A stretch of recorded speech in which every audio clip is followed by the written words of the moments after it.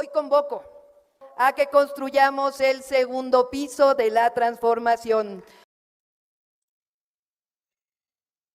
Amigos, bienvenidos a una nueva transmisión más a su canal En el Segundo Piso, servidor Irving Rodríguez, transmitiéndoles desde el día de hoy. Nos seguimos encontrando en este lunes 8 de julio del 2024. Si nos estás viendo por primera vez, muchísimas gracias por tu tiempo y por tu espacio. Solamente pido tu apoyo con la suscripción para que cada día podamos ser más en esta gran familia del Segundo Piso. Señores, vámonos de lleno a la información, y es que simplemente se dan otro nuevo agarrón. Esto de cara, y sabemos, a la reforma judicial. En esta ocasión acudieron representantes de Morena y, como ustedes pueden ver, el diputado Hamlet García Almaguer y de igual forma Israel Zamora, sobre este tipo de modernización del sistema judicial. De igual forma estuvo la presencia de María Molina, en donde están de parte, obviamente, del equipo de Norma Piña y del que no debe de haber una reforma judicial. Se enfrascaron simplemente en este debate que sacó chispas y ahorita lo van a ver a continuación, porque obviamente no quieren que se le mueva nada al Poder Judicial y por ende tuvieron que exponer cuáles son estas iniciativas que se buscan o estos cambios que se pretenden hacer en el Poder Judicial, y se dieron con todo. Fíjense ustedes. En el estudio, Javier Martín Reyes del Instituto de Investigaciones Jurídicas de la UNAM, Israel Zamora, vicepresidente de la Comisión Permanente en el Senado de Morena, María Emilia Molina, magistrada del Consejo de la Judicatura Federal y presidenta de la Asociación Mexicana de Juzgadores, y se nos une el diputado por Morena, Hamlet García Almaguer. Muy buenas noches a los cuatro. Buenas noches, bienvenidos. Gracias por la invitación. Pues vámonos directo con un tema que llamó muchísimo la atención, porque esta semana vimos algo inédito. Para todos los que estamos en medios de comunicación y para ustedes que también están en la academia, en el Poder Judicial, en la vida política, nunca habíamos visto a ministros de la Corte salir a dar tantas entrevistas para hablar de un tema. Tuvimos posicionamientos muy diferentes. De un lado teníamos a Lenia Batres hablando de que la elección de magistrados, jueces, ministros tiene que ser de golpe. Norma Piña también hablando del tema, diciendo que sí hubo diálogo político. Teníamos a Yasmina Esquivel hablando de la gradualidad. Es decir, tenemos muchos puntos de vista. Yo quiero preguntarles a ustedes, ¿cómo ven esta intervención ya de los ministros en este punto, en este momento de la discusión? Muy poco, demasiado tarde, o una voz o voces que se tienen que escuchar. Empiezo contigo, María Emilia. Gracias.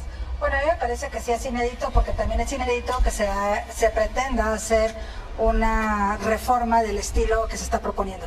Entonces, ante lo inédito de la postura de la iniciativa, pues lo inédito también de la reacción.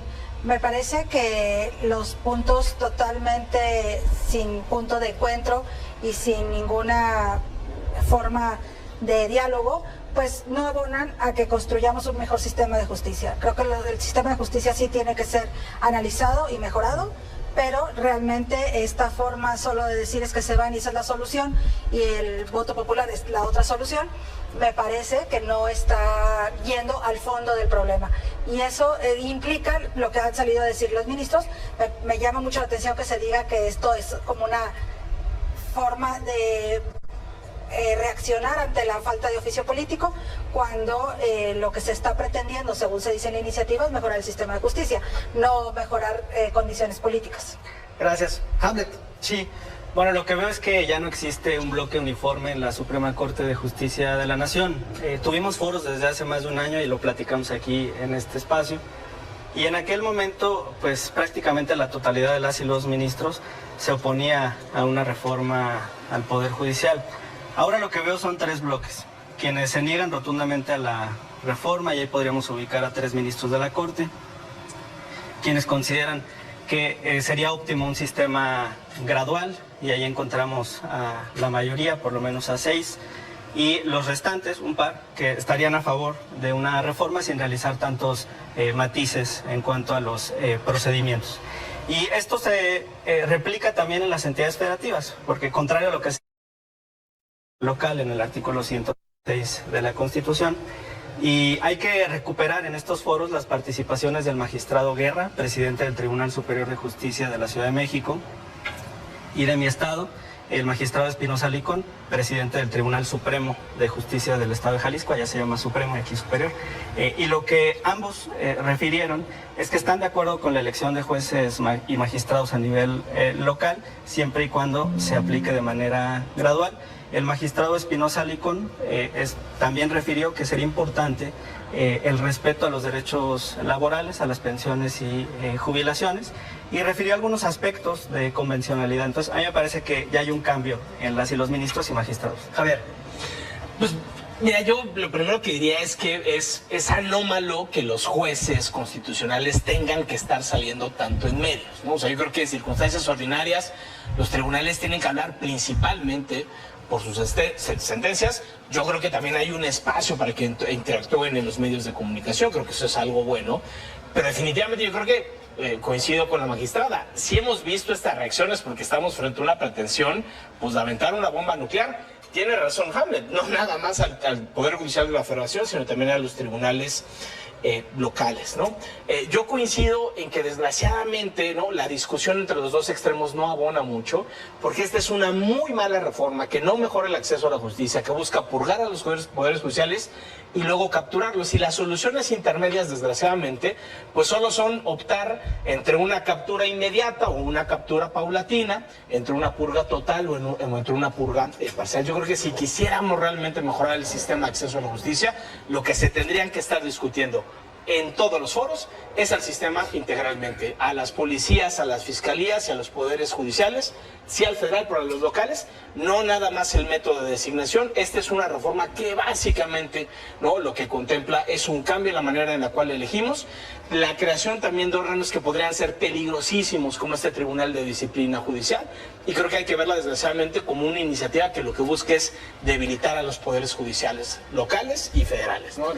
Bueno, hay que considerar que se está analizando sí la iniciativa que presentó el presidente el 5 de febrero, pero hay otras 34 iniciativas que ya se habían presentado por diversos diputados que van muchas veces en coincidencia con lo que presentó el presidente. Y también se está considerando lo que está ocurriendo en los propios foros. Hemos escuchado a compañeros dentro del movimiento que dicen que hay que escuchar la forma en que se va a dar en caso de que se diera un escalonamiento. Hay quienes estamos, por ejemplo, en un punto ya de acuerdo, que es en la elección sí o sí de todos los ministros en un solo momento. O sea, creo que ahí no hay discusión dentro del movimiento. ¿Tú estás en ese punto? Yo, por supuesto, yo creo que todos los ministros deben de ser elegidos el próximo año. Ministros de la Suprema Corte, no así los jueces y magistrados. Creo que eso está todavía en debate. Otra cosa bien importante que se dio en los foros fue garantizar, y se dijo que se va a garantizar los derechos laborales, los derechos adquiridos, las luchas que han ganado los trabajadores del Poder Judicial. Se garantiza que ninguno de esos derechos sea violentado. Lo dice un partido que logró en un sexenio hacer lo que en 5 sexenios hicieron el PRI y el PAN. Reformas, por ejemplo, a la Ley Federal del Trabajo que no se habían realizado. Es decir, estamos comprometidos en la defensa de los trabajadores, incluyendo los del Poder Judicial.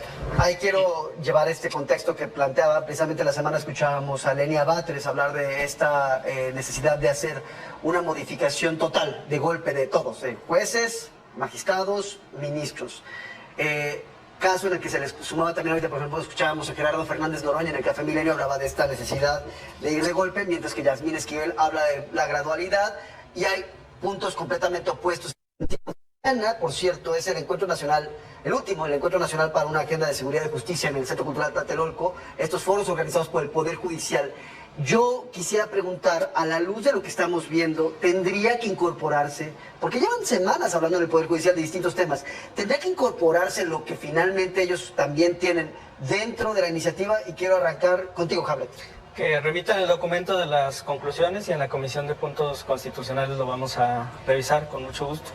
Todas las opiniones son valoradas. No partimos desde cero, partimos con un mandato de la ciudadanía expresado en las urnas y la urgente necesidad de reformar al Poder Judicial Federal. Pero claro que podemos valorar las peticiones. Es muy curioso porque los jueces y magistrados federales suelen echarle la bolita a los jueces y magistrados estatales. Y cuando intervienen los magistrados y jueces estatales en los foros, le echan la bolita al Poder Judicial Federal.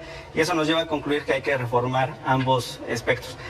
Quisiera también comentar, si quisiéramos capturar al Poder Judicial Federal desde Morena, lo único que tendríamos que hacer es esperar a que se cumplan los términos de varios ministros en este sexenio. 4. Sí, y que la presidenta Sheinbaum pueda designarlos directamente, pero ese no es el caso. Vamos por una reforma al Poder Judicial Federal. Y decir también, hoy Alito Moreno le dedicó 2 minutos al Poder Judicial Federal de su discurso y reiteró su alianza, su coalición con Norma Piña y con el Poder Judicial Federal. María Emilia. Sí, bueno, a ver, yo creo que hay varios temas que se podrían tocar aquí, pero vuelve a decir el diputado que es la urgente necesidad de modificar el Poder Judicial de la Federación, lo cual implica que no se está viendo una reforma integral del sistema de justicia. El Poder Judicial de la Federación no le echa la culpa a los poderes judiciales locales. Lo que estamos diciendo es que hay muchos actores dentro del sistema de justicia donde el primer contacto de la ciudadanía en la justicia ordinaria es los poderes judiciales locales, todo el mundo lo sabemos, pero nosotros también hemos hablado de modificar defensorías públicas, tanto de la Federación como las locales, reforzarlas, las fiscalías, analizarlas y también el resto de los actores que están en un sistema de justicia que merece, sí, ciertamente un cambio, pero un cambio analizado y sin prisas. Javier, ahí regresando también al tema, ¿se tendría que escuchar entonces también al Poder Judicial en la confección de esta reforma finalmente? Porque ahí es donde está la experiencia de años. No lo sé si los vayan a incluir, pero ¿se tendría que escuchar? Pues mira, yo creo que definitivamente, y no solo el Poder Judicial de la Federación, Víctor Hugo, yo creo que hay de verdad kilos y kilos y kilos de estudios muy serios que se han hecho en la academia, en la sociedad civil, hay reportes de organismos internacionales. Hasta sobrediagnosticado, por eso. Yo te diría, estamos sobrediagnosticados, hay muchísimas alternativas sobre la mesa para resolver integralmente el sistema, pero aquí lo único que se está planteando de nueva cuenta es decapitar, y yo creo que es exactamente lo contrario, Jalmet, es decir, tan quieren capturar a todos los poderes judiciales, ¿no?, que no les basta con esperar. El método de designación, lo hemos dicho desde hace muchísimos años, es un método que le da muchísimo poder a la presidencia. Ahí está el caso de Elena Batres, y ahí están también otras designaciones que yo creo que nunca deben haber sucedido, como la de Eduardo Medina Mora y otros personajes, pero tan no les bastan esos 4 espacios en la Suprema Corte de Justicia, que ya lo dijeron aquí con claridad, uno de sus irreductibles es que se vayan todos los ministros. Es la purga absoluta del órgano límite del Tribunal Constitucional. Eso en México y en el mundo sería gravísimo. Nada más hay que recordar también que el caso de Elena Batres es porque la oposición rechazó las ternas que proponía el Ejecutivo. Ahí llegamos a ese punto por eso. Llegamos a ese punto, pero también con un método constitucional que a todos los presidentes, o sea, eso voy a participar y decir, ojalá el Poder Judicial, que ahora está tan urgido de ser escuchado, hubiera participado en los foros a los que se les invitó el año pasado, que fueron foros en donde incluso las conclusiones se les compartieron a 2 ministras y a un ministro de la Suprema Corte, y también en los foros que se realizaron este año, en donde participaron 170 invitados y no quisieron participar. Participaron cuando el pueblo de México nos dio un mandato en las urnas de hacer las... Es que fíjate, hay que hablar en otro foro acerca de la redondear hacia arriba, porque es 54.7. y aparte decir que ganamos el 93% del Senado en primer lugar y ganamos prácticamente el 85% de la Cámara de Diputados, algo que no dice aquí el abogado. Ahora, de los distritos, no de los votos, son cosas decir, por ejemplo, que el tribunal le tienen pánico y dicen que por qué van a crear este tribunal de disciplina judicial. ¿Sabes que el artículo 94 constitucional actualmente prohíbe que el Consejo de la Judicatura vigile y sancione a los ministros de la Suprema Corte? O sea, no hay poder humano que sancione a los ministros cualquiera que sea. Creo que quieres responder ahí. A ver, muy rápido. Obviamente está el control constitucional a través del juicio político, pero me refiero, no hay un control del Poder Judicial que lo permita. Sería muy interesante saber quién va a controlar entonces al tribunal disciplinario. Pero solo quisiera yo decir otra cosa. Es que siempre tiene que haber algún... ¿Quién vigila a los vigilantes? Sí, exacto. Pero hay otra cosa. Decir que se puede controlar el Poder Judicial a través de la designación de ministros es no entender cómo funciona el Poder Judicial y desconocer absolutamente la independencia judicial de cada una de las personas juzgadoras. El que los ministros sean puestos por una sola ideología no implica que todas las personas juzgadoras se vayan a cuadrar a lo que puede determinar la Corte. Por eso hay anarquía judicial, por eso el juez Rodrigo de la Pesa, que no lee el artículo 99 de la Constitución, dice: a mí no me importa que sea un tribunal constitucional, no solo existe uno, la Suprema Corte hay 2, la Sala Superior. A mí no me importa que la Sala Superior esté 3 escalones arriba de mí. Déjame terminar. Órganos de instancia definitiva. Al juez Rodrigo de la Pesa no le importó eso, y no le importó que el artículo 61 de la ley de amparo diga que el amparo en materia electoral es improcedente. Sin mayor preocupación emite esta suspensión y ahora está en un problema. Pero es un buen ejemplo de cómo el propio sistema judicial contempla los recursos y los remedios. Esa decisión sería aceptable. Esa decisión del juez de la Pesa se quieren revocó mantener el status y ya, quo pero lo que ustedes a quieren través es del status quo de la Corte. Quiero retomar ahí una pregunta. A ver, pero quiero plantearles una pregunta. Porque uno de los argumentos que hemos escuchado en estos días, a ver, quiero su opinión, que va a ser, estoy seguro, muy contrastante respecto al tema, ha sido que la elección por vía del voto de jueces, de magistrados, voy a dejar a ministros de lado, permitiría que tuvieran una responsabilidad social. ¿En qué sentido? Que tuvieran una cercanía con las personas a las que están juzgando. Y el argumento, al menos como lo entiendo, es que los jueces se encuentran en una capa social distinta, o al menos así se perciben. Quisiera la opinión de ambas partes respecto a esto. Veo que ya estamos ahorita con Israel. Ya, vamos contigo, Durán. Sí, mira, decirte que qué bueno por el caso concreto. Rodrigo de la Pesa emite un fallo Me quedan 5 minutos, absolutamente para que vamos inconstitucional y ahora lo ves en medios justificando esa resolución inconstitucional en la, Algo que antes nunca en la habíamos visto. suspensión provisional que otorgó. Entonces, nunca se había visto. Y él sale a decir a medios, es que me da miedo porque ahora la gente me va a juzgar y me pone en un estado de vulnerabilidad. No, si tuviera los argumentos jurídicos, no tendría ningún problema de salir y dar la cara y justificar y motivar su resolución. María, mira, tú estás en el Poder Judicial. Este argumento respecto a que ustedes viven en una caja de cristal, ¿es verdadero? ¿Tiene sustento? No, definitivamente, a ver, lo que tenemos que hacer es juzgar y resolver las controversias entre dos partes. Cuando uno resuelve las controversias entre dos partes, es muy difícil que las dos partes estén de acuerdo con lo que hacemos. Claro que nos equivocamos, por supuesto que nos podemos equivocar. El propio sistema, por cierto, realizado por los legisladores, ese sistema prevé recursos. Y los recursos son para destruir las resoluciones que son ilegales. No se habló de inconstitucionalidad en la resolución del colegiado, pero lo que es cierto es que las personas juzgadoras no podemos quedar bien con toda la sociedad, porque a la mitad le decimos que no tiene razón. Siempre, esa es nuestra labor como árbitros de esta sociedad. Hable. Bueno, el sistema no solamente establece el recurso de queja, el sistema también prevé las quejas ante el Consejo de la Sí, Judicatura y el procedimiento disciplinario, y el sistema también prevé las denuncias ante la Fiscalía General de la República. Sí. Un solo acto puede tener naturaleza administrativa, naturaleza penal, entonces qué bueno que la Sala Superior presente la denuncia ante la Fiscalía, qué bueno que se le instaure un procedimiento de disciplina, y se ve muy lento, la verdad, el Consejo de la Judicatura Federal ya debería de haber suspendido a este juez de distrito. Javier, ahí escuchaba al ministro Lainez dar una entrevista y él reconocía el fallo que han tenido los propios ministros y el Poder Judicial de comunicarle a la sociedad finalmente lo que hacen. ¿No refuerza esto la noción precisamente de la caja de cristal y de esta separación que tienen con respecto a los juzgados, a la gente a la que juzgan? Yo creo que el Poder Judicial en general, el federal y los locales podrían tener una mejor política de comunicación, indiscutiblemente.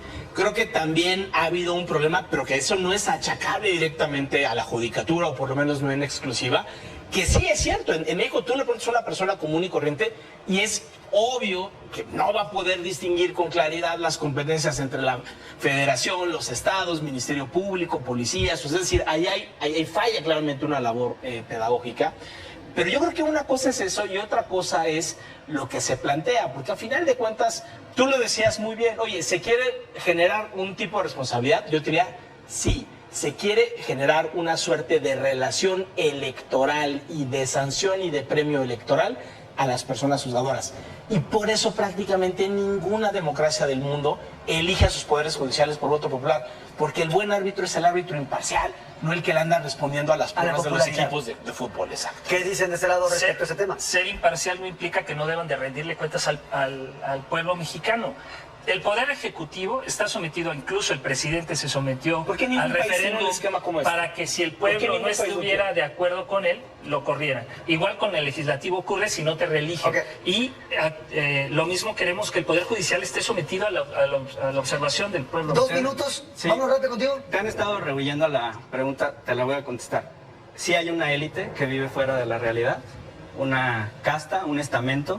Me parece como si estuviéramos en la Edad Media, donde los jueces, magistrados, ministros son intocables, son seres humanos, son mortales como todos nosotros. Y sí tienen que aterrizar un poquito en la realidad del país. Javier. Yo no sé si el Poder Judicial está más alejado que, por ejemplo, el Poder Legislativo, ¿no? Yo no sé si Mario Delgado es alguien muy cercano realmente al pueblo, yo no sé si otros dirigentes O el Ejecutivo. de Morena. Pues exactamente, yo creo que sí hay obviamente una distancia entre la clase política y quienes desarrollan funciones. Yo creo que el Poder Judicial podría ser más cercano, sí, pero eso no debería de ser un pretexto para purgar y para capturar a toda la María judicatura. Emilia. Bueno, yo creo que definitivamente la forma en que se está intentando solucionar el problema no es la adecuada. No podemos comparar al legislativo y al ejecutivo con el judicial por las labores que realizamos. El ejecutivo y el legislativo pueden proponer políticas públicas y nosotros no podemos proponer ni siquiera una ley. Va, me queda un minuto. La palabra con la que se quedan de esta semana, Israel. Revolución. Hamlet. Alito, aliado de Norma Piña. Javier. Captura y destrucción. María Emilia. Destrucción de la independencia judicial. Pues ya ven, dejé correr todo para que vean todas las posturas, unos a favor, otros en contra, pero esto de que va a suceder, va a suceder. Y vamos a ver cómo va a terminar toda esta resolución. Y sobre todo, ver qué es lo que propone la oposición como alternativas o propuestas. Nos vemos, señores, que sigan pasando un excelente día. Servidor Edwin Rodríguez transmitiéndoles desde su canal. Recuerden, vamos a fomentar la cuarta transformación, porque ya estamos en el segundo piso.